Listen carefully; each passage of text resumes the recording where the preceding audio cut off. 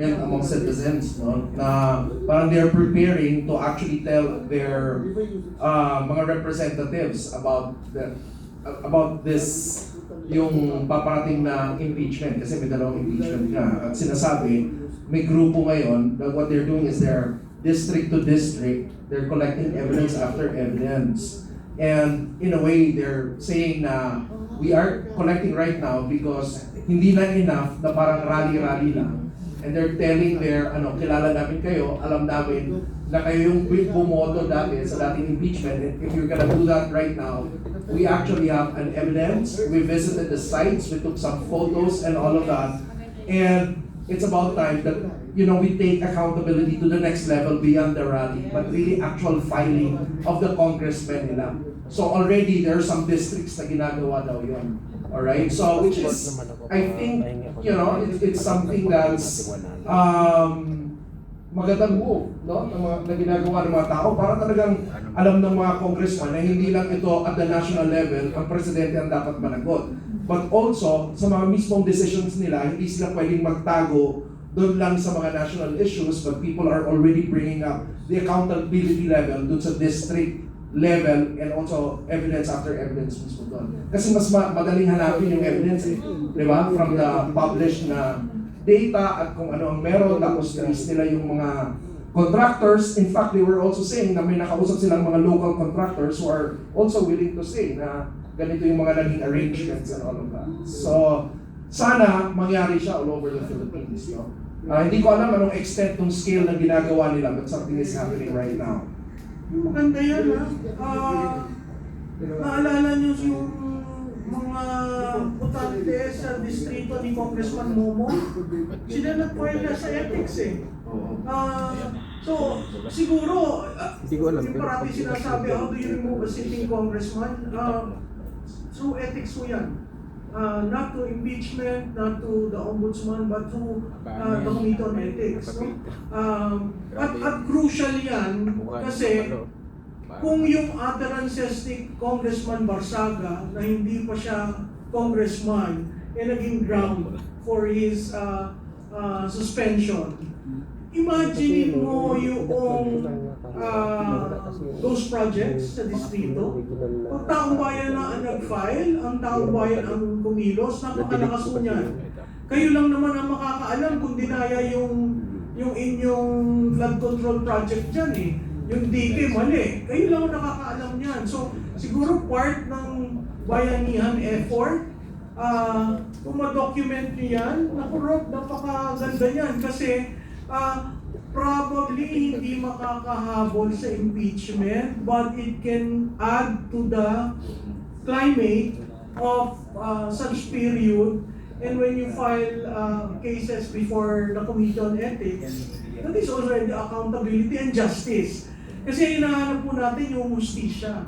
Kaya dumadaan tayo sa accountability process kasi kailangan natin ng hustisya. Ang sinasabi nga po nila, ito daw yung bagong people power. Although, iba-iba, ang tawag nila resibo power.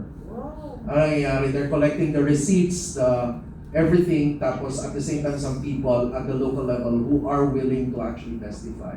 At dahil dyan, pwede mo bago ang politika Yung sinasabi nila, Manu, parati naman yan nananalo, dynastic, pero pag ang taong bayan ng Kubilos, dito sa effort na to, sila rin yung maghahanap ng leader nila. Yeah. At least yung leader medyo matatakot, di ba? Na yung mga tao may ginagawa na.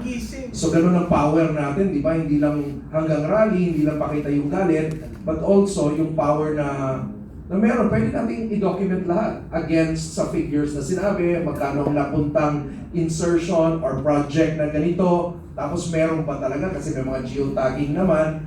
Tapos at your level, pwedeng magkolekta ng evidence, tapos mag-file kayo ng ethics complaint against your congressman kung may nakita kayong mga anomalies. Yun po ang power ng taong bayan, and I think that's going to be very powerful if we scale that in all the districts. Kasi this time around, di ba, you don't need a lot of resources kasi hindi naman national, isang buong body, tapos national ang investigate mo. Isang district nyo lang naman. Okay? So, kaya nga kinocongratulate ko yung grupo na yon. Tapos ngayon daw, they're beginning to ask others na medyo kumakalat na sila silently. Sorry ha, sinabi ko rito.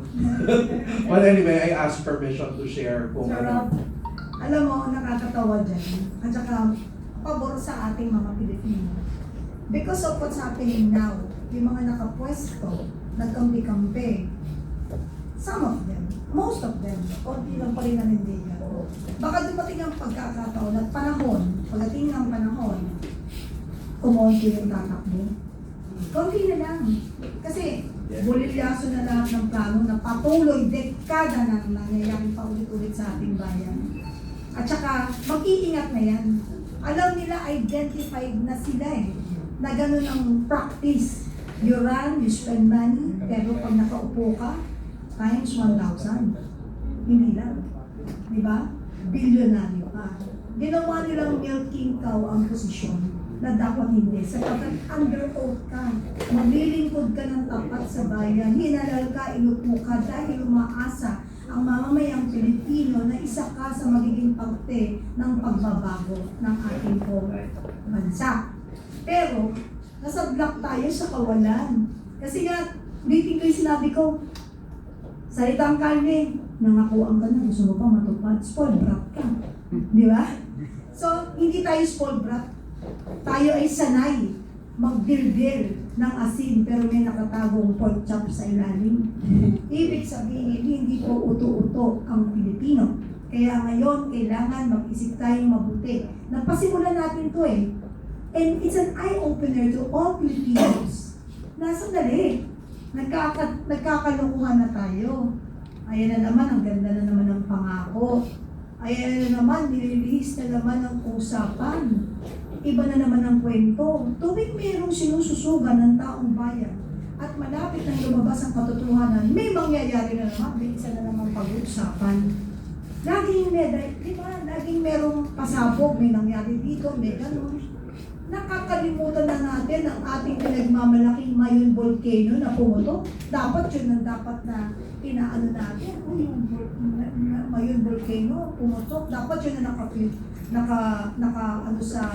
sa news. Pero magtaka ka, may ibang issue na naman. Nag-file ng kaso si ganito, nagreklamo dahil may pagbabanta. Eh sa atin hindi pagbabanta, nangyayari na sa ating bayan.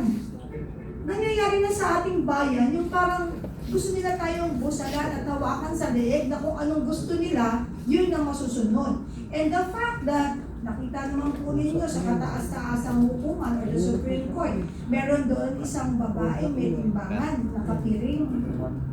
Tanggalin natin ang piring, baka pinahina nila yung mata para wala nang makita. Kasi, pati yun, they are, iba yung term na ginagamit nila is bending na, no? Tingnan niyo yung timbangan, baka nakabend na rin. Pero sa mga taong maalam at gustong matutunan ang tama, siyempre, ang dapat, kailangan, boses, paninindigan nating lahat para hindi magpatuloy ang kasamaan, ang pag-alipin sa ating lahat. Kasi, hindi tayo dapat magtiis at tapusin yung kanilang panahon para patuloy nila tayong isahan, babuyin ang ating bayan at maghari ang kasamaan. Sapagkat pag nagpabaya tayo, sino ang kaawa-awa? Tulad ng sinabi ni General, isipin ninyo yung mga ating mga anak, magiging apo, mga kabataan na kailangan merong magandang patutunguhan ng kanilang future o yung buhay. Pero pag tayo nagpapaya, anong future may bibigay natin sa ating mga kabataan? So this time siguro, yung mga pangyayari ito is part of life ng Pilipino dahil binuksan na nila ang pinto para magising ang Pilipino at ipagpatuloy natin, tuloy-tuloy lang dahil lumaban na tayo eh. Kung tayo'y matatakot, it's always the fears that will kill us all. Kasi kahit anong gawin ninyo, negative tayo sa kanila. Why? Kasi hindi natin pinapayagan ang kasamaan. Hindi natin pinapayagan ang mga pagnanakaw ng paulit-ulit. Dahil alam natin hindi ito tama. So, pag maraming nanindigan, tuloy-tuloy ang pagbabago, may kinabukasan po ang Pilipinas. Kaya nga, hindi tayo nananawagan para magkagulo. Ang pananawagan natin is tanggalin ang mga gulo. Oo. Pero, ma'am, Gamitin natin ang talino. Yes, sir. pero yung titingnan mo, nandiyan pa rin lahat yung mukha eh. Kulay lang, nag-iba-iba lang ang kulay. Diba? Wala rin bago dahil yung nakaraan na administrasyon, nagpalit lang sila ng kulay. Nasa manner ng pagboto natin eh. Ang nakaugalian na kasi natin sa pagboto, pagka inofferan tayo ng maliit na amount, tinatanggap na natin. Kaya nga palagi kong sinasabi, ang ugat ng korupsyon nagmumula sa eleksyon. Kaya tayo ganito ngayon eh, kasi binibenta natin yung boto natin. Tandaan ninyo, ang bibili ng boto ninyo, magnanakaw yan. Dahil babawi yan doon sa kanilang mga ginasta. Tsaka kaya sila nang bumibili ng boto, dahil gawa na nila negosyo, nag-i-invest sila sa inyo. Ang gusto kong mangyari, dito sa lahat ng pangyayari ito, eh yung mga malalaking isda, mag-crumble down. Yung mga mayayaman, yung mga pinapagana yung pera nila para hindi abutin ng kamay ng hustisya. Yung mga mayayaman, yung mga malalaking maraming pera. For example, dito sa amin sa Quezon City, sa District 2, ang pinakamataas na budget allocation dyan, nasa District 2 eh. 3.5 billion over 3 years. Pero tingnan mo kung merong nangyari, kung merong nagawa doon. So, konting semento lamang ng kalsada ang mga ginawa. Merong tulay na hanging bridge, na dating hanging bridge, pinasemento. Yun lang ang mga accomplishments. Pero 3.5 billion over 3 years ang budget doon. See, malaking pamilya yun eh. Mahirap lamanan. Walang nananalong kaso doon. See? Lahat ng kasong final sa pamilyang yun. So that's the kind of justice we also have right now.